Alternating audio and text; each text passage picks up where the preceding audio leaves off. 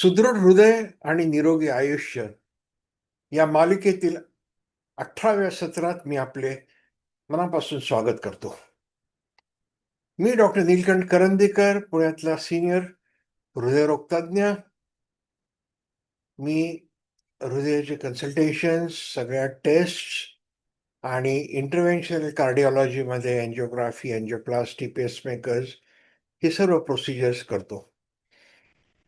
मी गुणश्री प्राध्यापक कार्डिओलॉजी आहे आणि मुंबई विद्यापीठाचे DM हृदयरोगशास्त्र या परीक्षेतलं पहिलं सुवर्ण पदक मलाच मिळालेलं आहे.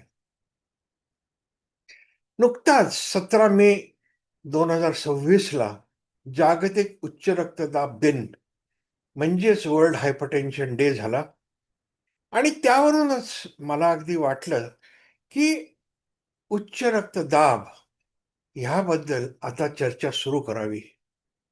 आजच्या सत्रात रक्तदाब म्हणजे काय ह्याबद्दल प्रामुख्याने जाणून घेऊया. उच्च रक्तदाब ही एक अत्यंत महत्वाची गोष्ट आहे का ते आपण बघूया लगेच. आणि ती महत्वाची गोष्ट आहे म्हणूनच जागतिक उच्च रक्तदाब लीग आणि जागतिक आरोग्य संघटनेने घोषित केले हे ब्रीदवाक्य किंवा मध्यवर्ती कल्पना एक दिली आपल्या सर्वांना की एकत्रितपणे उच्च रक्तदाबावर नियंत्रण मिळवणे किंवा मिळवूया. एकत्रित म्हणजे कोण?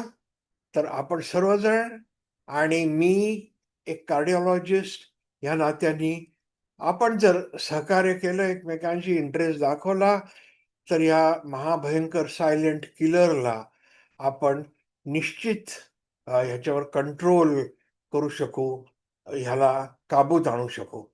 तुमचा रक्तदाब नियमितपणे तपासा आणि अदृश्य मारेकऱ्याला म्हणजेच उच्च रक्तदाबाला हरवा, असं हे ब्रीदवाक्य आणि मध्यवर्ती कल्पना आपल्याला जागतिक उच्च रक्तदाब लीग आणि जागतिक आरोग्य संघटनेने दिलेली आहे.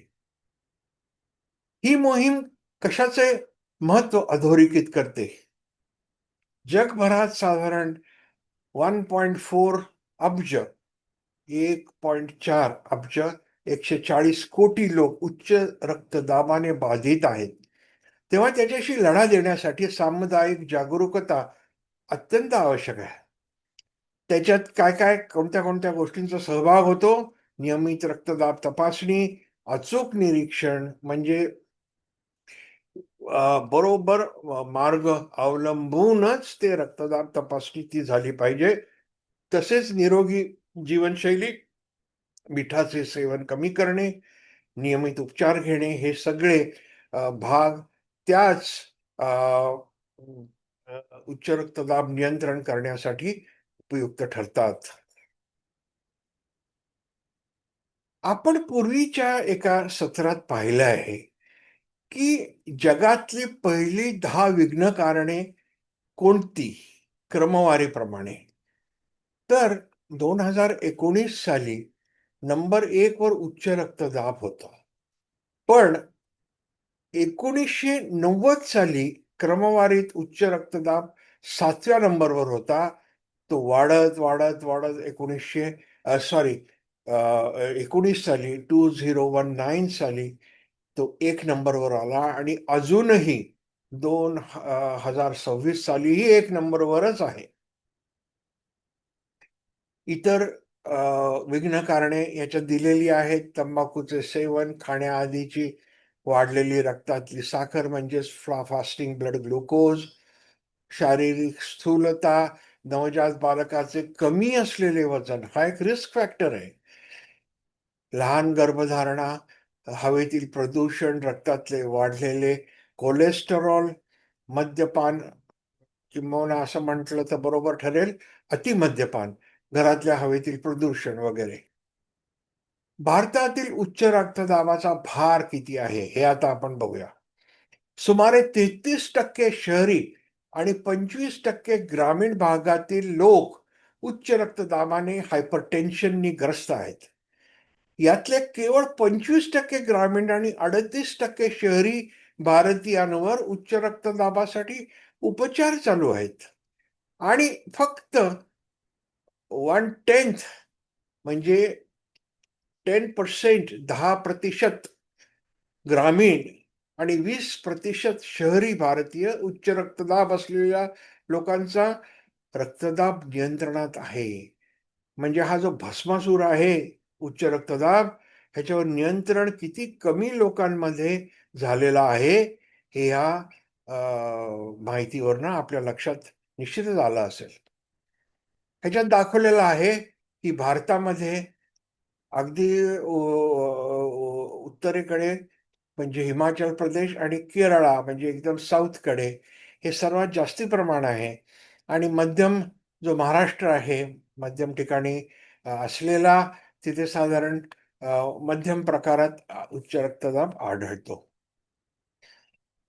उच्च रक्तदाब जागतिक परिस्थिती आणि जागतिक आरोग्य संघटना 15 ऑगस्ट 2021 साली हे त्यांनी माहिती दिलेली आहे की उच्च रक्तदाब हे मृत्यूचे प्रमुख कारण आहे, नंबर 1.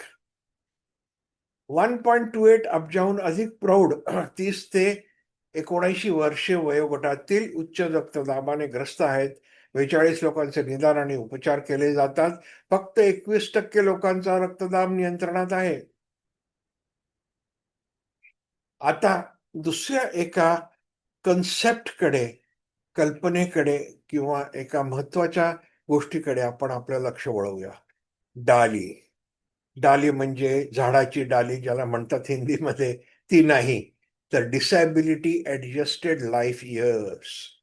आपण जेव्हा कोणत्याही रोगाबद्दल चर्चा करतो तेव्हा त्याच्यामुळे मृत्यू किती होतात एवढं बघणंच पुरेसं नाही, तर त्याच्यामुळे डिसॅबिलिटी सुद्धा किती निर्माण होते, अपंगत्व किती प्रमाणात निर्माण होतं हे बघणं अत्यंत आवश्यक आहे. त्याच्यामुळे डाली ही एक नवीन संकल्पना उपयोगात आणली गेलेली आहे. डालीमध्ये अकाली मृत्यूमुळे आयुष्याची किती वर्ष कमी झाली हे तर बघतातच, पण अपंगत्वामुळे किती वर्ष वाया गेली हेही बघतात. एक डाली म्हणजे निरोगी आयुष्याचे 1 वर्ष कमी होणे. मी तुम्हाला एक छोटं उदाहरण देतो. पुरुषाचं भारतातली आपण समजूया वय साधारण अनुमानित वय 70 धरलं, तर समजा 60व्या वर्षी कोणाचा मृत्यू झाला तर 10 वर्ष त्याची प्रीमॅच्युअर डेथ म्हणजे अकाली मृत्यू झाला. 10 वर्ष गेली डालीमध्ये, त्या डाली 10 झाली. पण एखाद्या माणसाला 60व्या वर्षी पुरुषाला जर अर्धांगवायूचा तीव्र झटका आला, त्याच्यामुळे त्याला काम करता येईनासं झालं, तर त्याला अपंगत्वामुळे त्याची पुढची समजा 70व्या वर्षी तो त्याचा मृत्यू ओढवणार असेल तर 10 वर्ष अपंगत्वात गेली आणि त्याच्यामुळे 10 वर्ष त्याची आयुष्यातली वाया गेली. एक डाली म्हणजे निरोगी आयुष्याचे 1 वर्ष कमी होणे. म्हणजेच अकाली मृत्यू किंवा अकाली अपंगत्व ह्या दोन्ही गोष्टी डालीमध्ये धरल्या जातात. आता सर्वात जास्ती डाली जगभर कोणत्या कारणामुळे आहेत तर उच्च रक्तदाब ह्याच्यामुळेच आहे. बघा हा ग्राफ किती पुढेपर्यंत गेलाय. नंतर pollution, high body mass index म्हणजे ओबेसिटी, शारीरिक स्थूलता, diabetes, smoking, high sodium diet, cholesterol वाढणे, किडनी डिस्फंक्शन वगैरे वगैरे अनेक गोष्टी ह्याच्यात नमूद केलेल्या आहेत. तर ह्या सगळ्यांमध्ये उच्च रक्तदाबाचं नंबर 1चं स्थान आहे. तेव्हा ह्याच्यावर नियंत्रण मिळवणं ही एक प्राथमिक आपली आपलं शरीर निरोगी राखण्यासाठी प्राथमिक गोष्ट आपण जर काय करायला पाहिजे तर उच्च रक्तदाब आहे का नाही बघणे आणि असला तर नियंत्रणात ठेवणे.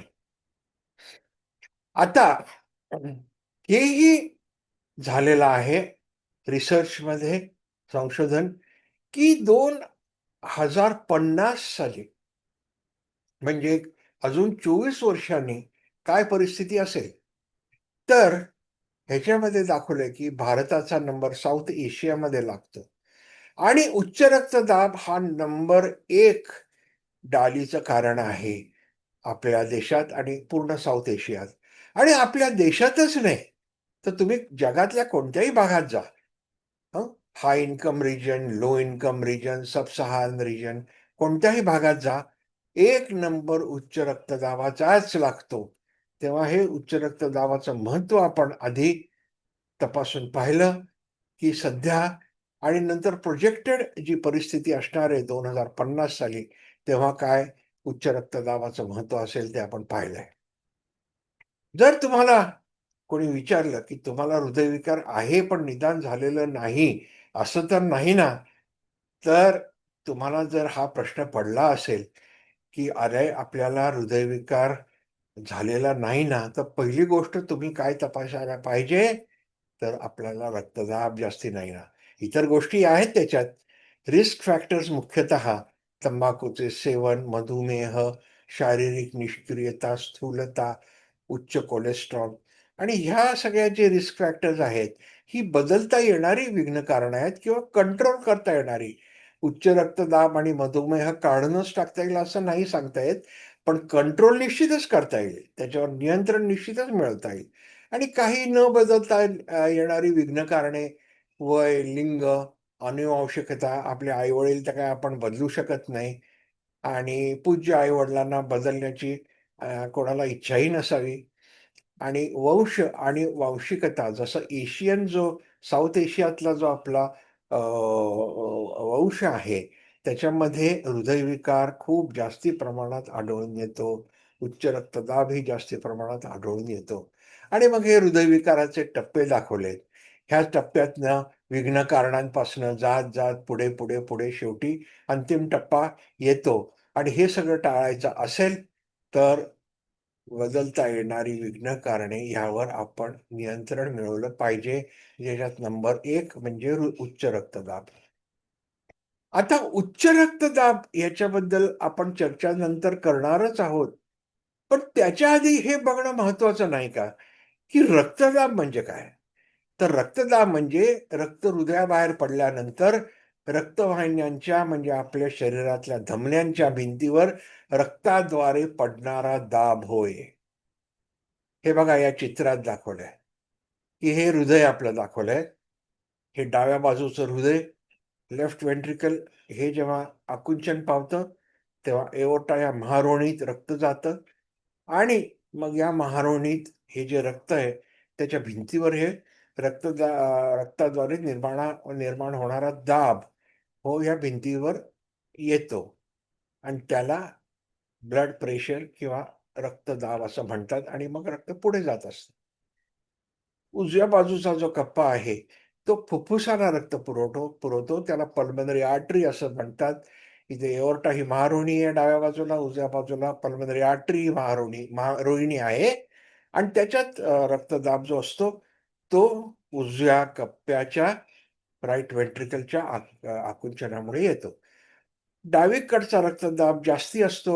साधारण त्याला 120-80 ॲव्हरेज समजलं जातं, मानलं जातं आणि उजवीकडच्या रक्तवाहिनीत 25 आणि खालचा 15 तर हा रक्तदाब आपण नॉर्मल समजतो, साधारण समजतो.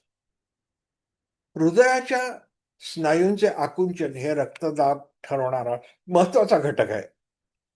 दुसरा महत्वाचा घटक म्हणजे धमन्यांच्या भिंतींची लवचिकता. मूल जेव्हा जन्माला येतं आणि तरुण वयामध्ये धमन्यांची लवचिकता जास्ती असते. हृदय जेव्हा आकुंचन पावतं, तेव्हा तो जो फोर्स असतो, तो धमन्यांमध्ये गेल्यावर धमन्या प्रसरण पावतात, लवचिक असतात आणि ब्लड प्रेशर फारसं वाढू देत नाहीत. पण जसं-जसं वय वाढत जातं, तसं-तसं धमन्यांची लवचिकता कमी होत जाते आणि जेव्हा जेव्हा त्यांच्यामध्ये हृदयात रक्त येतं, तेव्हा त्या जास्ती प्रसरण पावू शकत नाहीत आणि मुख्यतः सिस्टॉलिक ब्लड प्रेशर जो जगातला नंबर 1 रिस्क फॅक्टर समजला जातो, ते वाढत जातं. त्याला रिड्यूस्ड आर्टेरियल कम्प्लायन्स असं शास्त्रीय कार्डिओलॉजीच्या भाषेत म्हटलं जातं आणि दुसरा महत्वाचा घटक म्हणजे धमन्यांच्या भिंतींची लवचिकता हे आपण आता पाहिलं. धमन्यांमध्ये रक्त जो दाब टाकते त्याला रक्तदाब म्हणतात. रक्तदाब, ब्लड प्रेशर 2 आकड्यांमध्ये दर्शवले जाते. रक्तदाबाच्या मोजमापातील पहिल्या किंवा वरच्या संख्येला सिस्टॉलिक प्रेशर म्हणतात. हे हृदय आकुंचन पावते त्यावेळेस धमन्यातील आर्टरी धमन्यांमध्ये दबाव किती आहे ते दर्शवते. Systolic pressure. हृदय आकुंचन पावलं की सिस्टॉलिक प्रेशर दिसून येतं. रक्तदाबाच्या मोजमापातील दुसरी किंवा खालची संख्या म्हणजे डायस्टॉलिक प्रेशर होय. हे दोन ठोक्यांच्या दरम्यान म्हणजे जेव्हा हृदय प्रसरण पावत असतं, रिलॅक्स होत असतं, हृदयाच्या विश्रांतीच्या स्थितीत असताना धमन्यांमधील रक्तदाब दर्शवते. रक्तदाब स्फिग्मोमॅनोमीटर किंवा ब्लड प्रेशर कफच्या सहाय्याने मोजला जातो. जास्त असलेल्या रक्तदाबाला हायपरटेन्शन म्हणतात आणि कमी असलेल्या रक्तदाबाला हायपोटेन्शन म्हणतात. आता उच्च रक्तदाब हायपरटेन्शन म्हणजे काय हे आपण नंतरच्या सत्रात बघणार आहोत. आज मुख्य बघणार आहोत की रक्तदाब म्हणजे काय. हे बघा, ह्याच्यात अगदी उत्तमरित्या दाखवलंय की हृदय आकुंचन पावलेलं आहे आणि ह्या एरोनी या दाखवलेलं आहे की या डाव्या वेंट्रिकलमधनं, डाव्या जवनिकेतनं हे रक्त एओर्टा या महारोहिणीने ढकललं गेलेलं आहे. तेव्हा ह्या वेळेला हे रक्त या महारोहिणीत जाऊन जर तपासलं किती प्रेशर आहे, तर ते सिस्टॉलिक प्रेशर आपल्याला दिसून येईल. आणि ह्या पल्मनरी आर्टरीत समजा काही अशी तंत्र आहेत की ह्यातलं पण प्रेशर मोजता येतं, तर ते किती येईल. डावीकडे साधारण 120-80, उजव्या धमनीमध्ये पल्मनरी आर्टरीमध्ये 25-15, खालची व्हॅल्यू 15. जेव्हा हृदय रिलॅक्स होतं तेव्हा जवनिकेमध्ये रक्त भरायला लागतं आणि ह्या ज्या महारोहिणीच्या झडपा असतात, ही बघा एओर्टिक झडप आणि ही पल्मनरी झडप, ह्या बंद होतात.